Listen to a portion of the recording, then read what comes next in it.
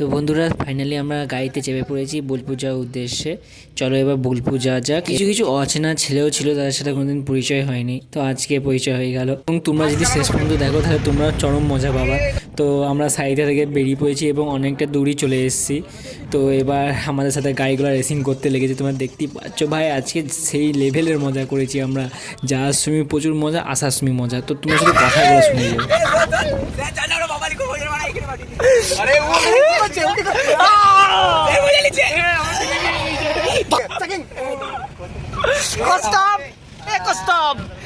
মজা লিখছি কি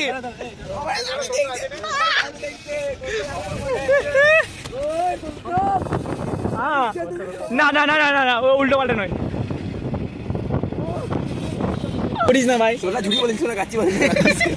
ফাইনালি আমরা বোলপুর চলে এসেছি। একটা রেস্টুরেন্টে দাঁড়ালাম। দিনের ব্যাপার ভাই, কিছু না খেলে মরে যাবো। ভাই এমন করে খেয়েছে মনে হচ্ছে 10টা লোকের একা খাবার গেছে। ভাই তোর জন্য অনেক আছে ভাই। মুখটা সেরা লাগছে।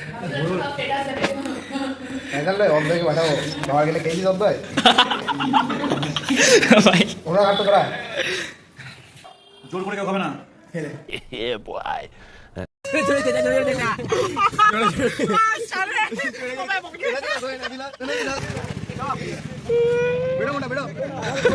খাওয়া দাওয়া কমপ্লিট করে ভাই আমরা বেরিয়ে পড়েছি। চলো এবার আমরা আজকে অনেক জায়গা ঘুরবো, 3-4 জায়গা তো আরামসে ঘুরবো ভাই। দেখো কত দৃশ্য দেখবে না তোমরা।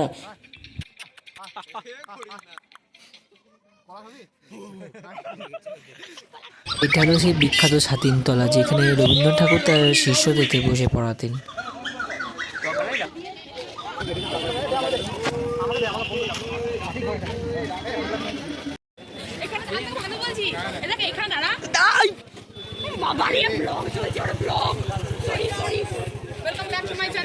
আচ্ছা ঠিক আছে। আর এটা হলো সেই বহু পুরনো বট গাছ ভাই, এত পুরনো বট গাছ।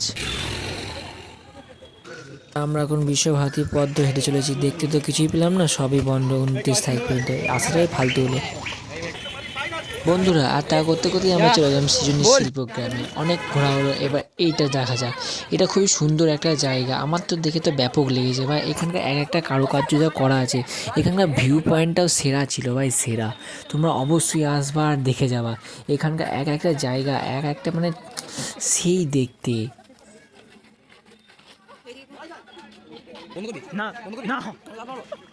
এই জায়গাটা এত বড় না ভাই, এত হাঁটছি শেষই হয় না ভাই। জায়গা খুঁজে খুঁজে সব জিনিসগুলো দেখতে হচ্ছে, এত বড় জায়গা না।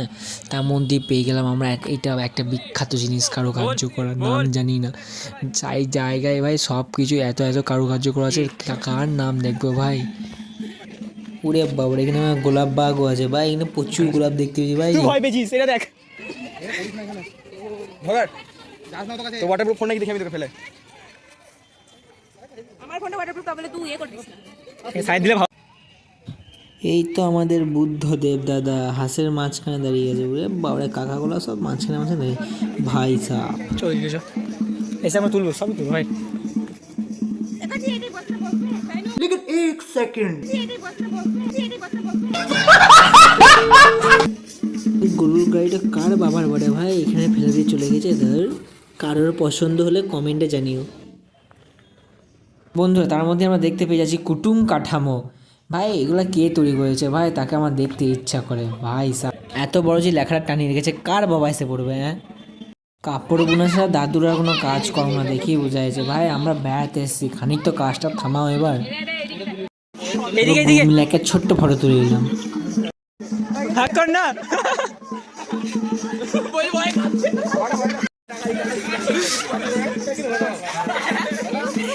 দাদাকে বললাম ভাই ভয় দেখানি না, বেটা চেলো 50 টাকা ভাই, ডিমান্ড কি এদের।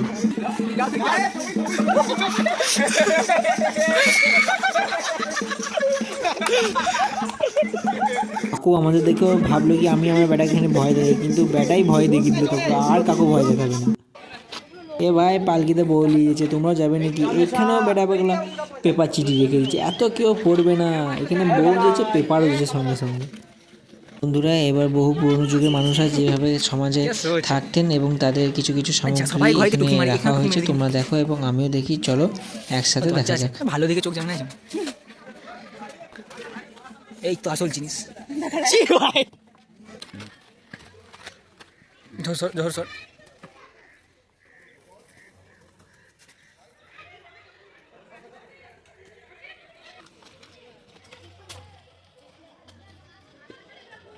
ভাই এখানে এমন কি আছে কাকিমারা এত ভিড় করছে, এখানে না যায় রে ভালো ভাই, উপরেও ভিড় ভাই। বাইরে বেরিয়ে এসে নিলাম এক গ্লাস আমের জুস খাট্টা খাট্টা।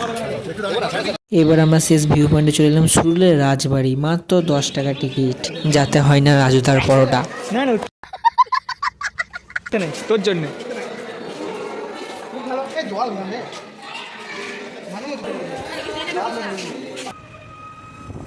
বন্ধুরা আমরা অনেক ঘোরাঘুরি কেনাকাটি করলাম, এবার চলো খাওয়া যাক, কারণ আর পাচ্ছি না হাঁটতে, কথা বলতেও ঠিকঠাকভাবে পারছি না। গ্রামের রাস্তা ধরে চলো একটা ভালো হোটেলে যাওয়া যাক।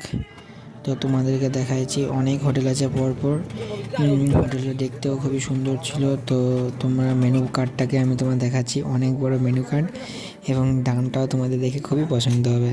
খাবারের কোয়ান্টিটিও খুবই ভালো এবং পরিবেশনের আয়োজনও খুবই ভালো ছিল। তো চলো এবং রেস্টুরেন্টের ভেতরটাও তোমাদেরকে দেখানো যাক।